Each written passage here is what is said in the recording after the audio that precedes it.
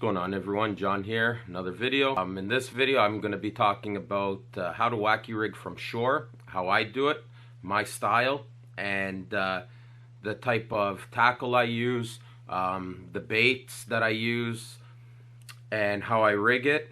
So this is coming from a shore angler's perspective. Everyone's got their way of fishing it, as I do mine. I've been using a wacky rig since before 2010. When I was younger, it was literally the rig that I would go fishing with and just flat out catch fish. You know, times have changed. More and more people are fishing it. More and more people are actually fishing. So there's different styles that I like to impart, different colors and stuff, and just how I utilize it now. Like, it's not something that I'm gonna go out and fish with all day. I'm actually very selective on how I fish the wacky rig and where I fish them, and I'm gonna touch on that during the video. So first things first is the rod and reel I like to use. I used to run, when I first started wacky rigging, I would run a 7-footer, and then I specifically bought a 6'8" Mojo bass for wacky rigging.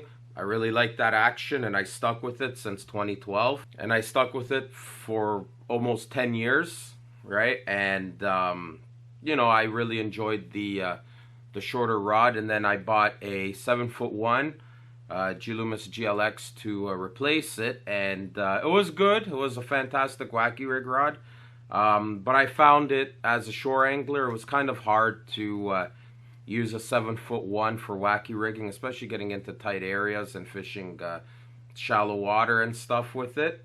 So getting in between trees and brushes was a little bit of a hassle. For this year, I'm going to be running a 6'8", and this right here is a 6'8" Jeal NRX 802S JWR. It's a 6'8", extra fast, medium power. So it takes 6 to 10 pound line. And it's rated for 1/8 ounce to 1/4 ounce lures. And the reason why I like this is because it's a true extra fast, right? It's nice and short, right? And I also have a Shimano Twin Power C3000 XG with 10-pound Berkeley X5 braid. On this one right here, I have 8-pound fluorocarbon. This one is 8-pound Seagar fluorocarbon, the red label. So the reason why I have this combo, first of all, it's extremely balanced, right here. The 6'8" allows me to get into tight spaces, and it allows me to skip my bait if I have to, and do like underhand casts without hitting my rod tip off of the water.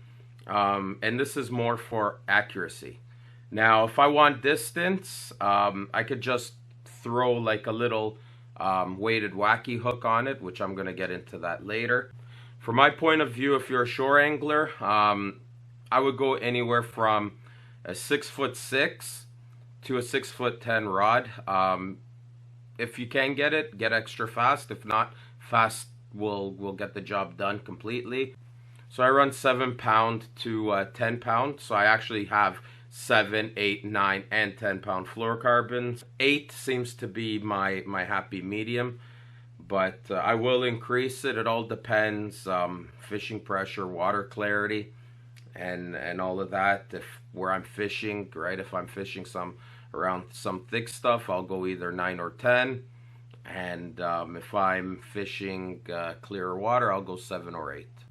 Anything bigger than 7 feet, to me, I think you should be fishing from a boat.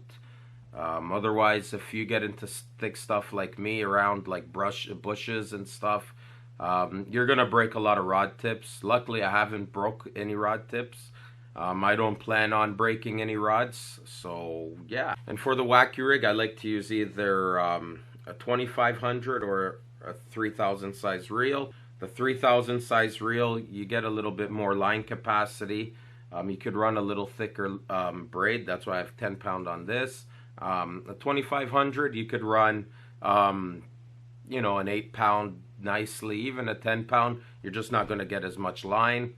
And also too, I believe with the 3000 being an XG, I get a lot more line pickup. This is a 6.4 gear. So now in terms of hooks, when I'm running weightless wacky rigs, there's 3 types of hooks that I like to use.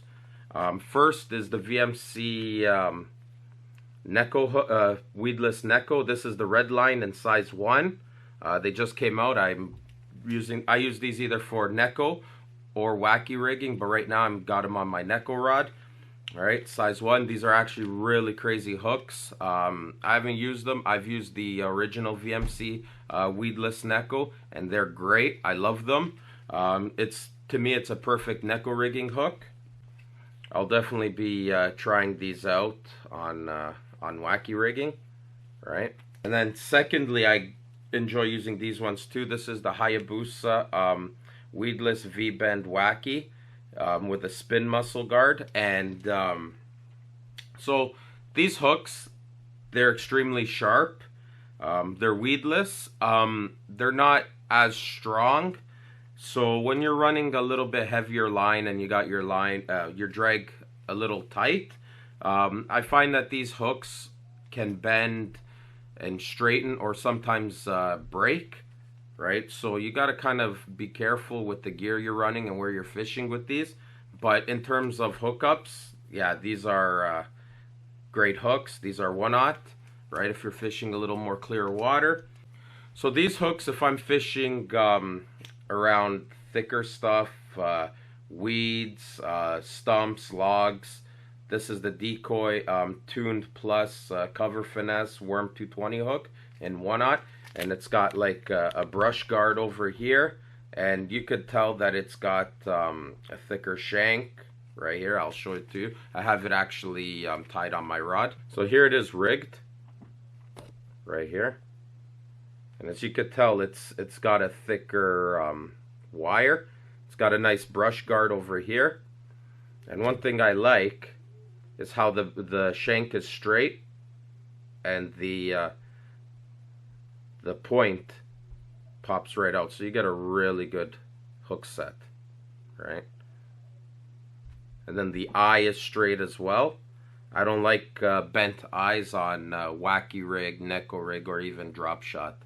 I prefer a straight eye that's lined up with the shank. I get better hookups. And once again, look how nice and thick the gauge is. So you can really clamp down on the drag, especially if you're running a 9 or 10 pound leader to a 10 or even 12 pound main line, 10 to 15 pound braid, right? You get it's a strong hook right here. You can't bend it. So now, as I mentioned about weighted wacky hooks, now I don't have a wide array of them as I don't use them as much. There's really only 3 situations that I will really use a weighted wacky hook, and the first one is if it's windy. A lot of times when it's windy and you're running a weightless wacky rig, your line is gonna bow, so you're gonna have a huge bow in your line, and yeah, fish are gonna bite, but you're gonna miss 50% of your fish because you don't know that they're pulling your line, and the wind is also blowing it. So the second one is if I'm fishing deeper water, right? I use a little bit of weight, and if I'm fishing like, you know, anywhere that's deeper than say 6 feet, I like to use a weighted wacky hook. Or if I want to have a little action on my baits, like a little more fall action, a little quicker fall that isn't going to fall too fast, just to, you know, more stiffer worms, right? Or just if I want my worm to flail as it's falling, like it'll flail, that's when I'll use also a weighted hook too. I use, you know, like I said, I don't have a wide array. The heaviest weighted wacky jig head that I have is a 3/32 ounce right here, and this one's a Gamakatsu G Finesse wacky head in black, and it's got a weed guard, very fine weed guard, and I have another one in 16th ounce, right here. This one's black as well with a weed guard. And I have a 16th ounce Berkeley Fusion green pumpkin weighted wacky head with a weed guard. Like I said, I don't like running very heavy weights on my Wacky Rig. It'll be, you know, anything lighter than 16th ounce to 3/32 ounce. I won't touch 8th ounce. I think that it falls too fast, and you know, especially if you're a shore fisherman, I find that the heavier weight, you know, if there's a little bit of weeds just off bottom or that slimy stuff, you'll get a lot of that as well with it. So I'm not too big on that, right? And these ones are green pumpkin and black. I just have one or the other. I'm not picky with them. I don't use them that often, but I have caught fish with them, right? And I plan on actually utilizing them even more. And if you notice with the style of heads that I use, right? Not sure if you could see it too well, but I always choose kind of like a pointed head with a vertical line tie. It just gets through weeds and cover a lot better, in my opinion, anyways, through my experience. What I used to rig it, actually, I use the VMC crossover rings. Here's a bunch of them. I have clear, green pumpkin, and black, right here. Not sure if you could see it.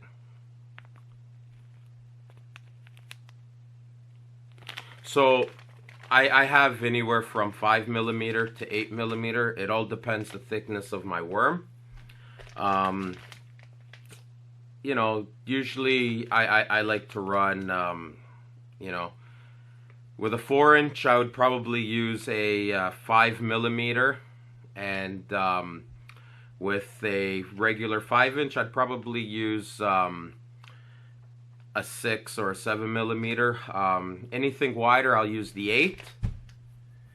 Right, I have a tool that I use with it as well. This is the Arsenal gear. I got this when I was getting more into Neko rigging. I've had this for a few years now, and this really helps with the VMC rings. That when I wacky rig, I just slide the ring inside and I pop it open and the bait goes in. It helps a lot, right? I'm not too big on using the O-rings. I find that sometimes the O-rings, if your worm is too soft, it chews right through it. And also, too, a lot of times, if you have short strikes and your worm isn't exactly like if you're running a 4-inch with a standard O-ring, there's a pretty high chance that a fish is gonna short strike it and steal your bait. So rigging a wacky rig with a VMC crossover ring. It's extremely simple. I'll show it to you right now. I'm going to be demonstrating with a 5-inch Yum Dinger. I'm going to be using a clear 7mm VMC crossover ring. Here's the ring. Here's the tool. You just slide it like this. So you open it like this. I tend to put the back of the bait in, right? And then you find the middle, right, where you like to rig it, just like this. Then you close it, you pop it out, and there you have it, right here. You have a VMC crossover ring on a 5-inch Yum Dinger. And all you got to do, you have your hook right here, and you just stick it through the perforated hole here, and it couldn't be any more easier. That way your hook is completely vertical with the bait, right? And you have a really good hookup ratio, right? There you go. The baits that I like to use for wacky rigging, it's pretty simple. I'm either running Yum Dingers in the 4 or 5-inch, or the Yamamoto Senkos in 4 or 5-inch. I do have 6 and 7-inch. I haven't really used them. I would like to use them. I might use them on heavier gear, like on a bait caster. If I know that there's, you know, a decent population of larger fish, like 3 to 4 plus pounds, then I will use those, as it is a bigger worm. Eliminate bites from smaller cookie cutter fish and entice bigger fish. In terms of colors, I have a bunch. It all depends my conditions that I'm facing. You know, I'm usually using a green pumpkin or a morning dawn type of color. If I'm fishing muddier water, you know, stained water, tannic water. Tannic is kind of like a tea stain or like a brownish color water. I'll be using fluorescent colors or blacks, blues, and whites. So yeah, like, you know, it's trial and error. A lot of times too, places will hit baits that are dark and it could be clear water. It all depends the environment, right? My suggestion is, like I did, trial and error, what works best in a specific body of water. So now, where I like to fish the Wacky Rig, like I said, I don't use it as often as I used to. I used to use it literally for the entire time. I used to use it as a search bait and stuff. But more and more people are using stick worms. More and more people are wacky rigging. So I'm very selective with where and how I use it. So I like to fish it. I'll fish around like patches of weeds. I'll parallel shoreline with it. I fish it around rocks too, right? Yeah, I'll fish it anywhere there's like a tapering point, a shallow flat, and then it drops. I'll fish it around there. I'll fish it around brush, logs, trees, lily pads. But I'm very selective. Like, I will not cast right into it. I'll cast around it, right? And eventually, if there's fish there, they'll hit it. Depends which direction they're at. But they'll feel it, right, when it's pulsating through the water. And I also like to fish it on isolated pieces of cover, like you know, pieces of wood, a rock, right? If there's nothing else around, and I see like a piece of brush, a crate, like a skit underwater. Crazy things like shopping carts, you know, as I do fish from shore. I'll cast onto that as well. Because, like I said, if there's nothing else around and you have that one piece of cover, yeah, you can bet your bottom dollar that there's going to be a fish there. You know, it's a good ambush point for, you know, crayfish, sunfish, bluegill, right? Any sort of prey that goes by, it's a good ambush point. And how I fish it, it's simple. I don't fish it too much, meaning I don't put too much movement. So I cast it out to where I want it to go. I let it sink on a slack line, so it's a vertical fall.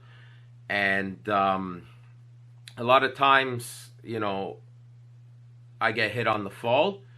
So that's why I use the colored line, like the bright color, whether it's a white color line or any fluorescent or yellow color. I could see when my line starts to take off, like any line jumps or whatever.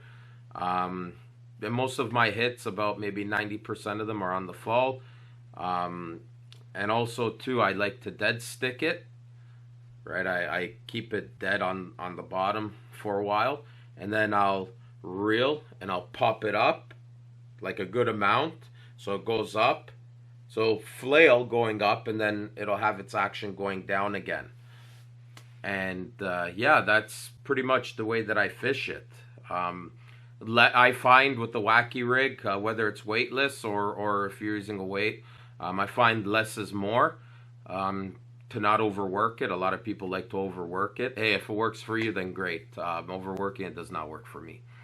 And also too, you get max effectiveness by letting it sink on a slack line, because if you don't have a slack line, your bait's just going to pendulum towards you, and you know, you're not going to be in the zone the entire time or in the zone at all, because your bait's just coming towards you. And also too, that's why I said, you know, deeper water, wind, I'm using a weighted Wacky hook, right? Some reason with the Wacky Rig, I tend to catch my biggest fish with it. My personal best is 5.5 pounds. I caught it on a green pumpkin chartreuse tip 5-inch yum dinger back in 2011.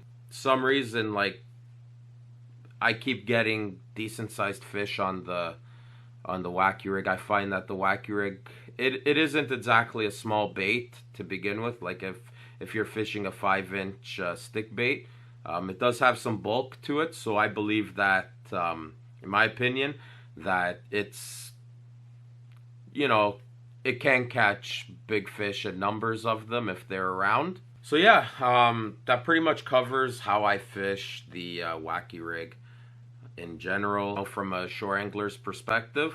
I hope you enjoyed. Don't forget to like, comment, subscribe, and I'll catch you on the next video.